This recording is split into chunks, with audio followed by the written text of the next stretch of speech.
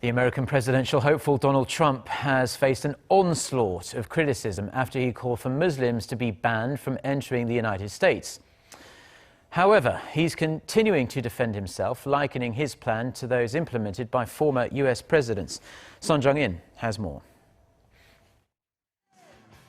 Republican presidential frontrunner Donald Trump is standing by his anti-Muslim campaign, comparing his plan to that of former U.S. President Franklin Roosevelt during World War II. Speaking to ABC News on Tuesday local time, the billionaire businessman said a stronger policy was implemented by Roosevelt the day after the Pearl Harbor attack in 1941.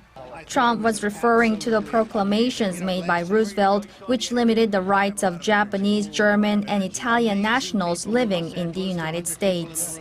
Trump's statement came in response to widespread criticism following his call for the U.S. to refuse entry to foreign Muslims in the wake of a shooting spree last week in Southern California.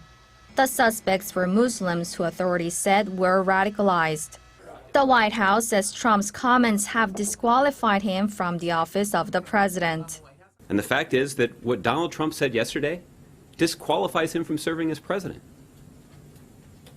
And for Republican candidates for president to stand by their pledge to support Mr. Trump, that in and of itself is disqualifying. Trump's comments also drew swift rebukes from State Department, Pentagon officials, and several Republican candidates.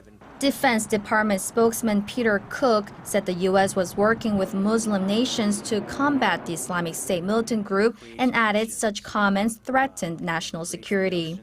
This is not the first time during this presidential campaign that Trump has stirred controversy. In June, Trump caused outrage by making inflammatory remarks about Mexican immigrants. Sohn Jung, Arirang News.